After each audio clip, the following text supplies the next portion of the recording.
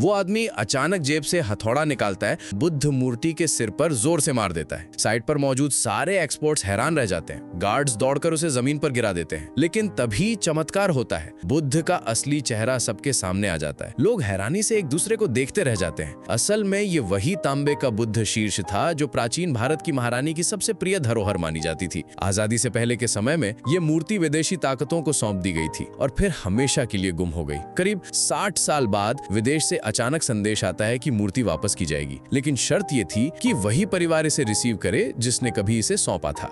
समस्या ये थी कि उस समय जिसने मूर्ति दी थी उसे देशद्रोही करार देकर फांसी दे दी गई थी। परिवार तबाह हो गया। बेटा दरबदर भटकता रहा। पोता तो और भी बदकिस्मत निकला, सड़क पर भीख मांगकर जीने को मजबूर हुआ। फिर एक दिन उसे जबरदस्ती बुद्ध शीर्ष के हैंडओवर प्रोग्राम में ले जाया गया। मूर्ति को देखते ही उसका खून खौल उठा। ये वही चीज थी जिसने उनकी पूरी फैमिली को बदनाम कर दिया था। वो पास जाकर गौर से देखता है और दंग रह जाता है। ये बुद्ध शीर्ष नकली है, मतलब उसके दादा ने असली मूर्ति कभी सौंपी ही नहीं थी। अगर असली मूर्ति मिल जाए तो उनके परिवार पर से गद्दारी का कलंक मिट सकता था। वो भागकर अपने पुश्तैनी घर पहुंचा और दीवारों में छुपी हुई पुरानी वस्तुएं तलाशने लगा। उसे पुरखों का मोर्स कोड वाला राजी किताब मिली, जिसके सहारे उसने असली बुद्ध शीर्ष खोज निकाला। फिर उसी दिन मूर्ति के हैंडओवर पर उसने सबके सामने ये सच उजागर कर दिया। उसने कहा, मेरे दादा ने असली बुद्ध शीर्ष को छुपाकर सुरक्षित रखा था। मेरे पिता ने इस राज को किसी के हाथ न लगने देने के लिए 20 साल तक गुमनामी में जिंदगी बिताई और आज उन्होंने ये सच मुझे बताया ताकि हमारा परिवार निर्दोष साबित हो सके।